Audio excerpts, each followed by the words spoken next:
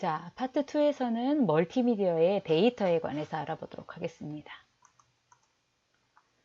주요 내용은 대표적인 멀티미디어 데이터인 오디오, 이미지, 동영상 데이터에 대해서 알아보도록 할게요. 먼저 오디오 데이터입니다.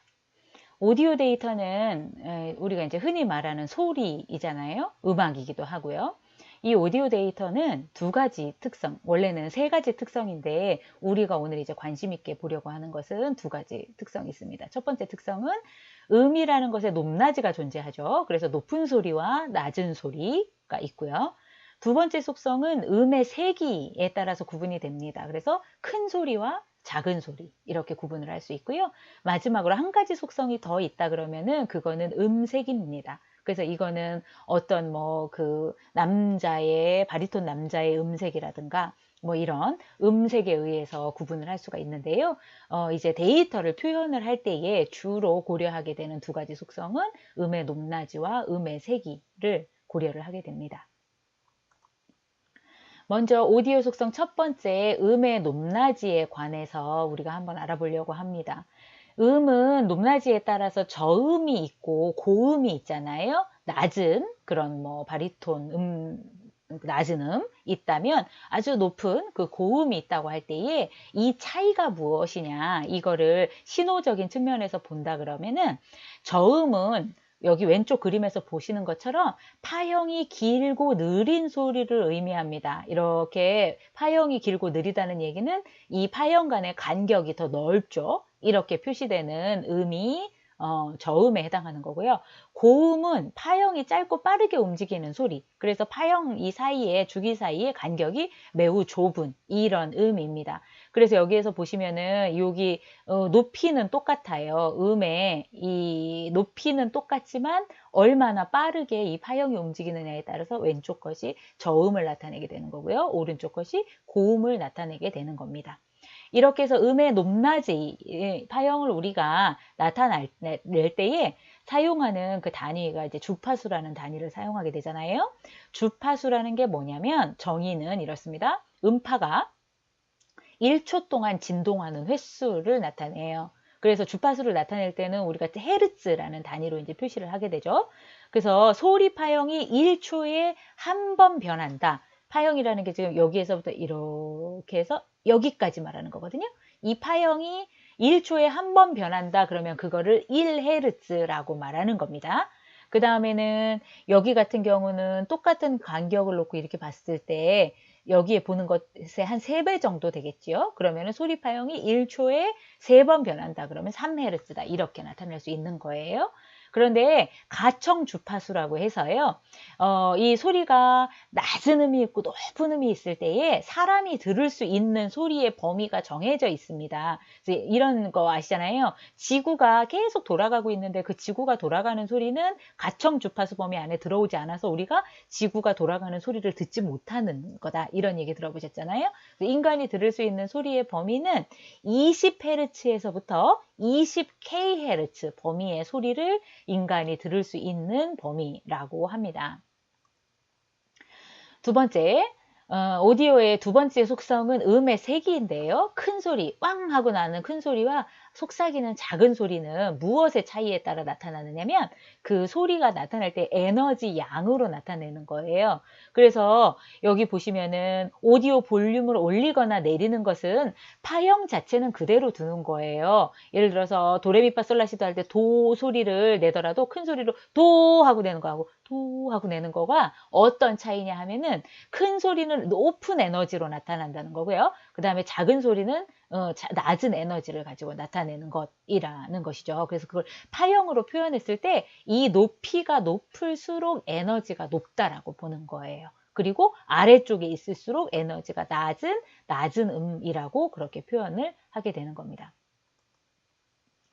자, 이렇게 해서 이런 음의 높낮이 그리고 음의 세기가 섞여서 어떤 그 오디오 정보를 표현을 하게 되지요. 그래서 우리가 이제 이런 오디오와 같은 아날로그 신호를 디지털화해서 컴퓨터에 저장하기 위해서는 샘플링과 그다음에 양자화 한다고 앞에서 배웠었는데요. 샘플링 과정에서 생각해 보아야 되는 것 중에 하나가 샘플링 주기라는 거예요.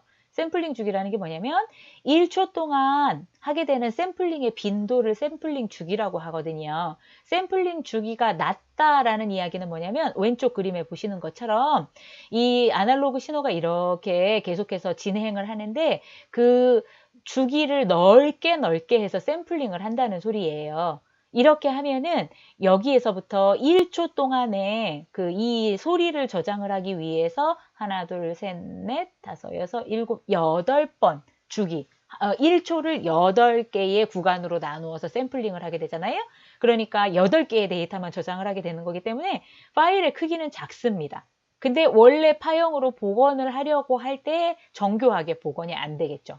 반면에 샘플링 주기가 이렇게 오른쪽처럼 높게 아주 짧은 간격으로 샘플링을 하게 되면 원래 음을 충실하게 재현해 줄 수 있는 장점이 있는 반면에 파일의 크기는 커지게 되겠죠. 그래서 고음질의 그런 소리 파일이라고 한다 그러면 샘플링 주기가 훨씬 짧도록 아주 짧은 간격으로 샘플링 한 거를 말하는 겁니다. 그 샘플링과 관련된 이론 중에서요, 나이키스트 이론이라는 게 있어요. 이게 어떤 이론이냐면, 소리의 가장 높은 주파수보다 2배 이상의 샘플링 주기를 사용하면 정확하게 디지털로 변환을 할 수 있다라는 그런 이론을 나이키스트라는 사람이 이제 주창을 한 거예요. 그래서 그 소리마다 데이터 내에서 가장 높은 주파수 나타낼 수 있는 가장 높은 주파수가 있을 거 아니에요. 그 높은 그 주파수보다 2배 이상으로 샘플링 주기를 사용하면은 정확하게 디지털로 변환될 수 있다. 그러니까 무슨 얘기냐? 이제 사람이 들을 수 있는 주파수 대역폭 아까 가청 주파수라고 설명드렸잖아요. 그 대역폭 중에서 가장 높은 주파수가 20kHz라고 아까 말씀드렸죠. 그러니까 20kHz보다 2배 더 크게 하면은 디지털로 정확하게 할 수 있다고 했으니까 40kHz 이상으로 샘플링을 하게 되면 정확하게 디지털로 변환이 가능하다라는 겁니다. 그래서 여기 그림으로 보시면 40kHz라는 게 뭐냐면은 1초 안에 40K번, 그러니까 1, 10, 100, 1000만, 44,100번 네, 이렇게 간격을 나누어서 1초를 44,000번으로 나누어서 그 주기별로 간격을 가지고 샘플링을 하게 되면은 그러면은 정확하게 디지털로 원본 데이터를 그 디지털 데이터를 원본 아날로그로 변환할 수 있다라는 얘기가 됩니다. 그래서 이 이론에 맞추어서 지금 우리가 일반적으로 사용하고 있는 그 음악 CD 있잖아요. 음악 CD는 대부분 샘플링 하는 주기를 44.1kHz로 샘플링을 하고 있어요. 왜냐면은 40kHz 이상이면 정확하게 되기 때문에 그거보다 약간 높은 44.1kHz로 샘플링 하는 것이 일반적인 음악 CD에서 사용하고 있는 샘플링 주기입니다.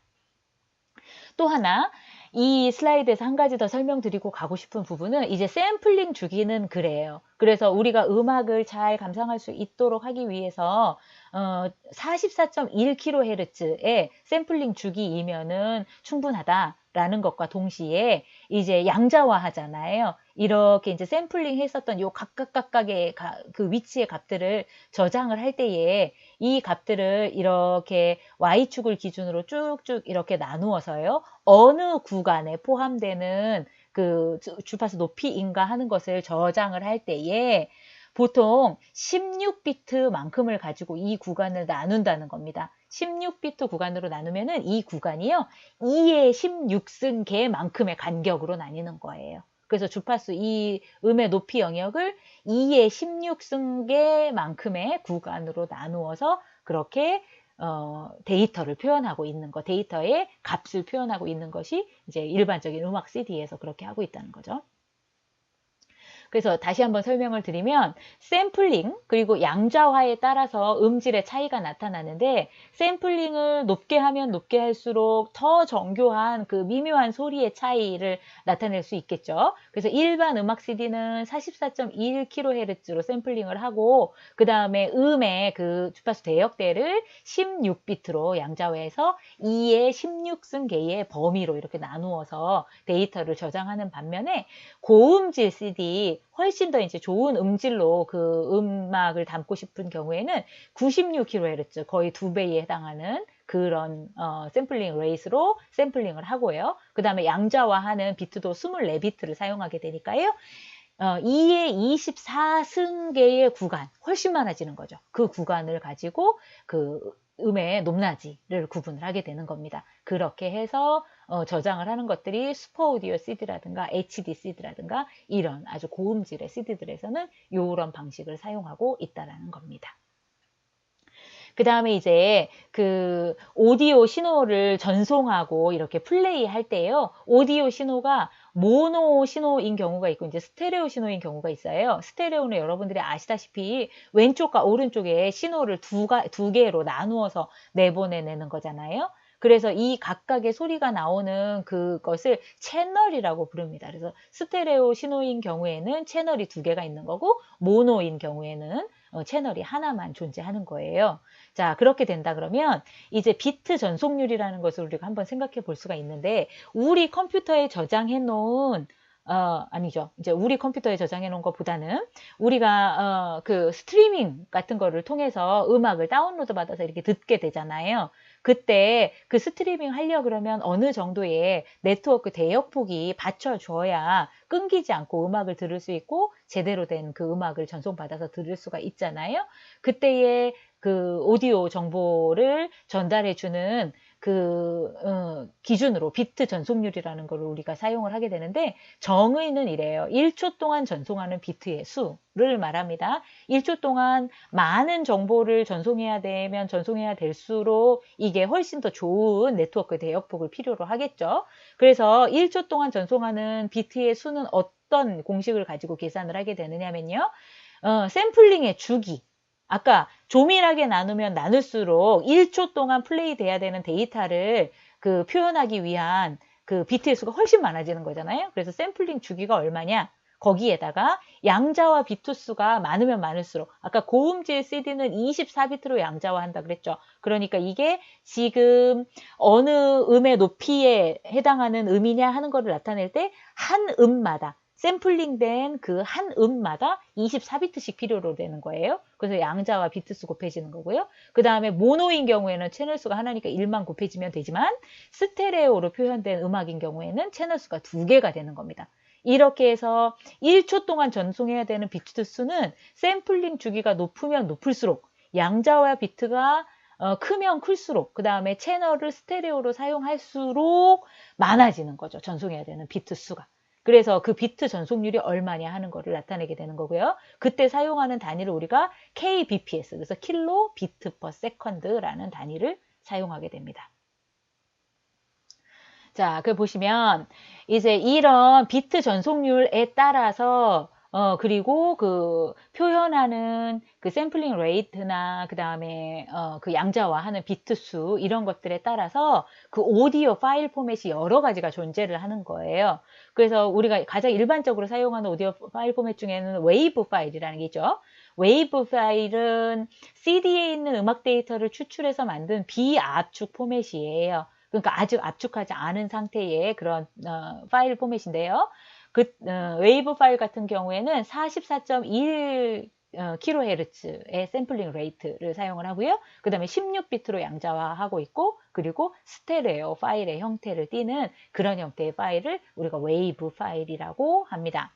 반면에 이제 압축을 해서 그 저장 용량을 줄여서 저장하고 전송하는 그런 파일의 형태들이 있는데 그 중에 플렉이라는 프리 루즈레스 오디오 코덱이라는 형태의 파일이 있어요. 이 파일은 무손실 압축 방법을 사용해서 웨이브하고 같이 음질은 똑같아요. 손실이 없으니까요. 대신에 파일 크기는 좀 작아지겠죠. 압축을 하니까요. 그래서 여러분들이 멜론이나 같은 그런 사이트에서 다운로드한 대부분의 고음질 음악 파일들이 플렉의 형식을 사용을 합니다. 그리고 mp3라는 형식의 오디오 파일 포맷이 있어요. 이거는 이제 mpeg이라는 그 아주 유명한 손실 압축 알고리즘을 적용해서 만들어진 형태의 음악 파일이거든요. 그래가지고 이게 가장 많이 사용되는 이제 파일을 저장을 할 때 말이에요. 그 스트리밍 하지 않고 저장할 때 제일 많이 사용되는 형태의 그 오디오 파일 형식인데요. 가장 많이 사용하는 압축률은 120 kbps. 그러니까 기존 웨이브 파일을 기준으로 했을 때 그 용량을 11분의 1 정도로 팍 압축한 그런 형태의 파일입니다. 그래서 압축률이 사실은 항상 128kbps만 있는 게 아니라 64, 128, 뭐 심지어는 320k까지 이렇게 압축률을 조정을 할 수가 있고요. 이 압축률이 높으면 높을수록 이제 그 압축된 데이터를 가지고 와서 복원을 해서 사용할 때에 좋은 음질을 나타낼 수가 있게 되는 겁니다. 자, 이렇게 해서 오디오 데이터가 어떻게 표현되고 어떻게 디지털로 변환돼서 저장되고 압축되는지에 대해서 알아봤고요. 두 번째는 이미지 데이터입니다. 이제 이미지를 컴퓨터 시스템 안에 저장하거나 전송하거나 이렇게 해야 할 때 어떻게 저장을 하느냐 하는 것인데요. 이미지 데이터에서는 가장 기본이 되는 개념이 이제 픽셀이에요. 픽셀 또는 화소라고 부르는데요. 이거는 이미지를 구성하는 각각의 점을 말하는 겁니다. 그래서 우리 이것도 정보에 표현할 때 제가 먼저 간단하게 소개를 드렸어요. 각 픽셀은 빛의 삼원색인 빨강, 녹색, 파랑색, 그래서 RGB로 구성이 된다라고 말씀을 드렸고요. 그래서 픽셀에 따라서 1픽셀은 각각 RGB의 그 색상 값을 나타내야 되잖아요. 그 RGB가 0에서부터 255까지 범위 안에서 각각의 값의 범위를 나타낸다고 했기 때문에 1바이트씩 사용하니까 픽셀당 3바이트가 필요하다는 거 기억하고 계실 겁니다. 그래서 해상도가 이제 가로가 6000픽셀, 세로가 4000픽셀인 어떤 사진이 있다라고 우리가 가정을 해봤을 때 말이에요. 그 사진을 저장하기 위한 파일의 크기가 얼마나 필요하냐라고 이제 계산해 볼 수 있겠죠. 우리가 픽셀당 3바이트가 필요하다는 걸 알았으니까요. 그러면은 사진에 포함되어 있는 총 픽셀의 수는 가로 세로 곱해야 되니까 6000 곱하기 4000. 그죠? 그래서 거기에다가 각 픽셀당 여기 그게 이제 23메가잖아요. 거기에다가 3바이트씩 곱해야 되니까 파일의 크기는 72메가바이트만큼이 필요하다. 이렇게 되는 겁니다. 그래서 픽셀 각각을 그 RGB로 표현했을 때 이렇게 큰 저장 공간이 필요하다라는 거죠. 그래서 이미지를 압축 안 하고 이렇게 방금 설명드렸던 픽셀 단위 그대로 저장하는 파일 포맷을 우리가 비트맵이라고 해서 파일 확장대로는 BMP라고 붙는 비트맵 파일이 압축 안 하고 픽셀 그대로 저장한 파일 포맷을 얘기하는 거예요. 그런데 이미지에 이렇게 사이즈가 커지기 때문에 이제 압축 방식을 사용하겠죠. 그래서 이미지 데이터를 저장하는 압축 방식 중에서 데이터를 손실하지 않는 비손실 압축 포맷은 어떤 것들이 있느냐면 여기에서는 RAW라고 표현을 했는데요. RAW라는 그 파일의 포맷 하나만 있는 게 아니라, 그러니까 카메라에서 이렇게 찍은 그 원본 데이터 자체를 저장하는 다양한 파일 포맷들이 있습니다. 그래서 카메라가 받은 데이터 원본을 의미를 하는 거고요. 디지털 카메라를 만든 회사마다 확장자가 달라요. 그래서 컴퓨터에서 그 호환이 가능한 표준 포맷으로 변환을 해야 이렇게 다른 기기로 옮겨가서 렌더링을 해서 본다거나 이렇게 할 수가 있습니다. 그래서 카메라 회사당 그 사용하고 있는 원본 데이터의 파일 형식이 있다는 것. 그런데 그 원본 데이터를 저장할 때도 비손실 압축 방식을 통해서 일단 압축이 된 상태로 저장을 한다는 거예요. 그 다음에는 표준 포맷에는 어떤 것들이 있느냐. 카메라에 디펜던트하지 않은 표준 포맷에는 여러분도 알고 있는 PNG, TIFF 이런 것들이 있습니다. PNG 파일은 파일 손상이 없지만 파일 사이즈는 좀 큰 비손실 압축 포맷 방식이고요.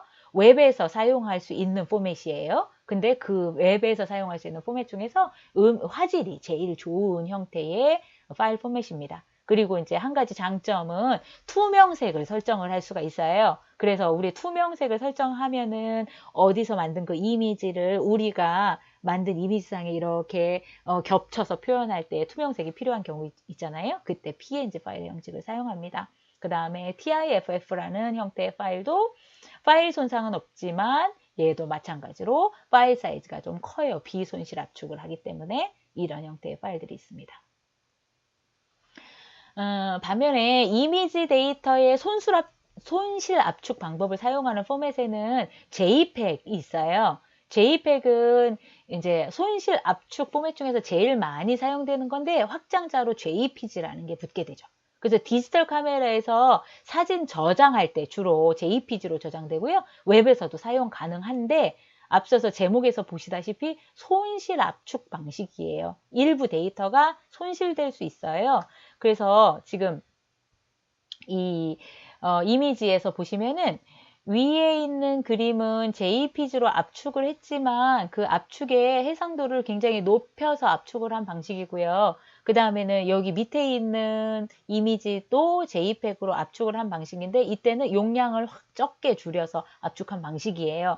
여러분들 이게 잘 지금 유튜브 동영상으로 보고 계셔서 잘 구분이 될지 모르겠지만 위에 있는 이미지에 비해서 밑에 있는 이미지는 약간 이 부분이 얼룩덜룩해 보입니다. 거기에 원래 있었던 픽셀의 값들이 저장됐다가 복원하는 과정에서 일부 손실이 된 거죠. 그렇게 해서 이렇게 약간 그 뭐 계단 현상이라든가 이런 손실된 형태가 나타날 수 있는 겁니다.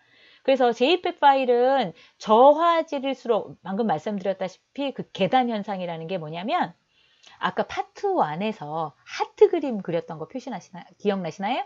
그 하트 그림 그릴 때 하트가 매끈한 하트가 아니라 울퉁불퉁한 하트였잖아요. 그게 계단 현상인데요. 이런 식으로 한번 생긴 노이즈는 제거할 수가 없어요. 왜냐하면은 저장했다가 복원할 때에 복원이 제대로 되지 않기 때문에 노이즈를 제거할 수가 없어서 이렇게 해가지고 전송을 하거나 할 때에 원본 데이터를 저장해 놓거나 해야 되는 그런 제약이 좀 있기는 합니다. 그리고 또 다른 이미지 데이터의 파일 포맷 중에 하나는 GIF라는 건데요. 이게 이제 재밌는 파일 형식 중에 하나인데 압축을 사용하지는 않지만 파일 크기가 작은 그런 특이한 포맷이에요. 왜 압축도 안 하는데 파일 크기가 작느냐면요. 전체 이미지에 사용할 수 있는 색깔이 그 1바이트, 256 색깔밖에 사용할 수가 없는 파일 포맷이에요. 그러니까 아주 막 정교하고 그런 아주 세밀한 그런 색의 표현은 안 되지만 그래도 256개의 색으로 이미지를 표현할 수 있기 때문에 사이즈는 작지만 또 저장 용량이 적어서 그 장점이 있는 거죠. 그리고 웹에서 사용할 수가 있고요. 그렇기 때문에 그 뭐 색상에 대한 정교한 표현이 그닥 필요 없는 아이콘이나 버튼 같은 거, 그다음에 배너 광고 같은 것들에 많이 사용되는 파일 포맷입니다. 그리고 또 장점 하나는 PNG처럼 투명한 배경색을 표시하기도 해요. 또 한 가지 재밌는 점은 이런 움직이는 이미지를 저장을 할 수가 있는 것이 GIF입니다. 그래서 지금 현재 요 이미지가 이게 동영상이 아니고요. GIF 그 그림 이미지 파일 형태로 표시가 되고 있는 겁니다. 자, 앞서서 설명드렸던 이미지 파일의 포맷을 좀 간단히 비교해보면 BMP 파일은 비트맵 파일 자체, 비트맵 파일이고 압축하지 않은 픽셀들을 그대로 저장하는 파일이어서 화질은 좋으나 용량이 큽니다. 웹에서 사용 안 되고요. RAW라는 포맷은 그 디지털 카메라의 원본 파일 그대로를 비손실 압축한 그런 포맷이라고 했고 웹에서 사용이 안 됩니다. PNG 파일은 비손실 압축 포맷을 사용한 거고요. 웹에서 사용 가능합니다. TIFF 마찬가지로 비손실 압축 방법을 사용한 건데 웹에서 사용 안 됩니다. JPEG, GIG 웹에서 사용할 수 있는 파일 형태고요.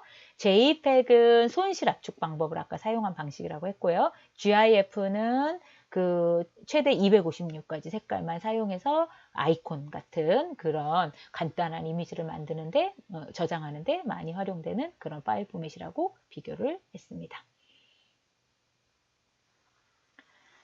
자, 이제 세 번째 멀티미디어 데이터의 유형은 동영상 데이터입니다.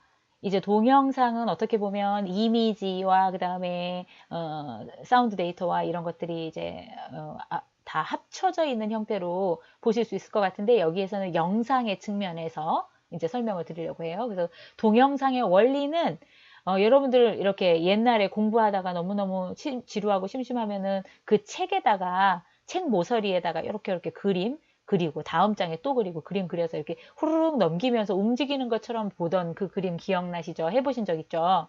이거를 플립북이라고 우리가 부르는데요. 종이에 여러 그림을 이어지게 그린 다음에 후루룩 넘기면서 보는 북. 이거 이제 플립북이에요. 요게 동영상의 원리인 거죠. 그러면 그거를 조금 더 이제 학문적으로 설명을 한다 그러면 사람의 눈은 한 번 본 거를 16분의 1초 동안 그 잔상이 눈에 맺혀 있대요. 딱 보고 아주 짧은 순간 봤더라도 본 것이 눈에 잔상으로 맺혀 있다고 합니다. 이제 그거를 활용하는 거예요. 그래서 앞서서 본 이미지가 아직 눈에 잔상으로 남아있는 동안에 조금 다른 이미지를 다시 보여주고 그 이미지의 잔상이 여전히 남아있는 동안에 다음 이미지를 아주 빠른 속도로 보여주게 되면은 그 각각의 정지 영상, 이미지들이 마치 움직이는 것처럼 보이도록 하는 그런 원리를 활용하고 있는 게 동영상의 원리입니다. 그래서 그 사실은 정지 영상이에요. 그냥 이미지들인데 여러 장의 이미지를 빠른 간격으로 보여주게 되는 거죠. 그래서 동영상에서는 우리가 재생 빈도라는 용어를 사용하게 되는데 일반적으로 동영상은 1초에 사진 60장을 연속으로 보여주는 거예요. 똑딱 하는 동안에 60장이 후루룩 지나가게 되는 거예요. 이런 거를 재생 빈도에 60Hz라고 우리가 말을 합니다. 헤르츠 단위를 쓰게 되고요. 1초에 60장 보여주면 60Hz, 1초에 24장 보여주면 24Hz 이렇게 말하는 거예요. 그래서 우리가 PC 모니터 있잖아요. PC 모니터가 계속 우리 눈에 보이지 않지만 얘가 깜빡깜빡 거리면서 계속 이 이미지를 반복적으로 보여주고 있는 거거든요. 그래서 보통 재생 빈도를 60Hz로 설정을 해서 씁니다. 그 PC 설정하는 부분에 이렇게 가서 보시면 모니터의 화면 재생 빈도를 얼마로 설정할 것인가 설정할 수 있는데 60Hz에서 더 낮은 헤르츠까지 이렇게 설정할 수 있도록 되어 있단 말이죠. 그래서 모니터에서는 보통 60Hz를 사용한다. 그리고 이제 극장에서 그 동영상을 상영할 때는 24Hz 정도로 상영을 한다 그럽니다. 그러니까 PC에서 보는 것보다 이 재생 속도가 좀 느린 거죠. 그렇죠? 그리고 TV는 60Hz의 속도를 사용한다고 합니다. 자, 이렇게 해서 동영상도 이제 이해하셨죠? 결국은 이미지들의 모음이고요. 그 이미지를 얼마의 속도로 이렇게 재생을 할 거냐, 보여줄 거냐에 의해서 결정되는 것인데, 일반적인 이미지에 비해서 사이즈가 훨씬 커지겠죠. 여러 장의 이미지를 계속해서 플레이해야 되니까요. 그래서 동영상 반드시 압축이라는 기법을 사용하게 됩니다. 그래서 동영상 파일의 압축 포맷에는 어떤 것들이 있느냐를 설명드리면 대표적인 게 MP4예요. 가장 많이 사용하는 동영상 압축 알고리즘이고요. MPEG 알고리즘을 활용을 해서 MPEG에서 만든 동영상용 압축 알고리즘의 네 번째 버전이기 때문에 MP4다 이렇게 이름이 붙었습니다. 그 동영상을 압축하는 원리를 간단하게만 설명을 드리면 이래요. 예를 들어서 저 멀리 학교 운동장에 어떤 한 학생이 뛰어가고 있는 동영상이 있어요. 그러면은 그 동영상에서 가만히 살펴보면은 이 배경은 가만히 있는 거예요. 학교를 보여주고 있는 배경은 가만히 있는데 학생만 뛰는 거죠. 그러니까 동영상의 앞 페이지와 동영상을 나타내는 이미지의 첫 번째 장과 두 번째 장을 비교했을 때 변화되지 않는 부분이 있고 변화되는 부분이 있는 겁니다. 그러면은 변화되지 않는 부분, 그 움직이지 않는 부분이라고 여기서는 설명했는데요. 그 움직이지 않는, 변화되지 않는 부분은 일단은 한 번만 저장을 해 놓는 거예요. 그리고 움직이는 부분만 반복적으로 장이 변할 때마다 저장을 하게 되면 그러면은 그 매번 움직이지 않는 배경을 저장해야 되는 그 저장 용량은 세이브할 수 있게 되는 거죠. 그런 가장 기본적인 원리를 활용하게 됩니다. 하지만 카메라가 이렇게 따라서 쭉 움직인다 그러면 배경도 같이 변화되게 되겠죠. 그때는 또다시 그 변화되는 부분만을 추출해내는 그런 특별한 알고리즘들을 활용을 하게 됩니다. 그래서 압축을 많이 하게 되면 왜 갑자기 장면이 전환될 때 부분이 이렇게 깨지면서 화면이 변환되는 그런 현상이 나타나기도 합니다. 자, 동영상에 있어서 MP4 이외에도 또 다른 확장자들이 있는데요. AVI 또는 뭐 MOV 이런 확장자들이 동영상을 나타내는 거고요. 이런 MP4와 같은 이런 파일에는 사실상 앞서서 말씀드린 영상의 입장에서 움직이는 영상뿐만 아니라 소리나 그 다음에 우리 캡션 있잖아요. 자막 같은 걸 같이 담아서 저장하고 있는 그런 컨테이너 적인 형식의 파일들이기도 해요. 그래서 동영상은 엠팩으로 압축을 하고 거기에 소리와 자막을 함께 담아서 이런 AVI, MOV라는 그런 형태의 그 파일로 생성을 해내게 되는 겁니다. 자, 이렇게 해서 대표적인 멀티미디어 파일 형식인 이미지, 오디오, 그리고 동영상 데이터에 대해서 알아봤습니다. 퀴즈 한번 풀어보겠습니다. 1번. 다음 중 나머지 색과 종류가 다른 것은 했습니다. OGG, JPG, PNG, BMP. 이 중에서 JPG, PNG, BMP는 아까 보니 그 이미지 데이터를 저장하는 파일 포맷이었고요. OGG는 오디오 파일을 저장하는 파일 포맷에 해당됐으니까 1번이 종류가 다른 것에 해당하겠습니다. 2번. 나이키스트 이론에 따라서 소리의 가장 높은 주파수보다 몇 배 이상의 샘플링 주기를 사용하면 정확하게 디지털로 변환할 수 있겠는가? 아까 나이키스트 이론이 뭐라고 설명했어요? 그 가장 높은 주파수보다 2배 이상으로 샘플링 하게 되면은 디지털을 아날로그로 정확하게 복원해낼 수 있다. 이런 이론이었잖아요. 그리고 사람이 들을 수 있는 가청 주파수의 가장 높은 범위는 그 20K, 20kHz다라는 것을 설명을 드려서 일반 CD가 그 20kHz 2배인 40Hz하고 그거에 조금 더 높은 44.1kHz를 사용한다라고 설명을 했었기 때문에 2배 이상이 2.3배에 해당하는 것이 맞습니다. 그래서 4번이 되겠고요. 3번. 다음 중 일반적인 오디오 CD의 양자화 값은 얼마로 사용한다 그랬죠? 양자화 값은 16비트, 그래서 2의 16승계의 범위로 나누어서, 간격으로 나누어서 양자화한다고 설명을 드렸고요. 그 다음에 아주 고품질의 음질로 저장해야 되는 그런 CD, 고품질의 CD인 경우에는 24비트 포맷을 사용한다고도 말씀드렸었습니다. 그래서 여기서 일반적인 오디오 CD의 양자화 값은 16비트를 나타냅니다. 4번, 다음 중 웹에서 사용할 수 없는 이미지 포맷은 어떤 것이냐 했습니다. 앞서서 그 이미지 저장하는 포맷들 쭉 비교를 할 때 웹에서 사용할 수 있는 이미지 포맷 딱 3개 있었어요. 그게 PNG, GIF, JPEG이에요. 그래서 그것을 제외한 비트맵 형식의 BMP는 웹에서 사용할 수 없습니다. 자, 파트 2에 대한 요약입니다. 오디오 포맷 중 압축 알고리즘을 사용하지 않는 포맷은 웨이브이고요. 아이고, 이거 오타가 하나 났네요. VLC 아니고 VLAC, 플렉과 그 다음에 ALE는 비손실 압축을 사용하고, 그리고 MP3와 AAC는 손실 압축을 사용한다 하고 앞에서 설명을 드렸습니다. 그 다음에 이미지를 구성하는 각각의 점을 픽셀 또는 화소라고 합니다. 이미지 포맷 중 압축하지 않고 그대로 저장하는 포맷을 BMP, 비트맵 파일이라고 했고요. 웹에서 사용 가능한 이미지 포맷 3가지 있다 그랬죠. PNG, JPEG, GIF가 있습니다. 알아두시면 상식으로 도움이 될 것 같습니다.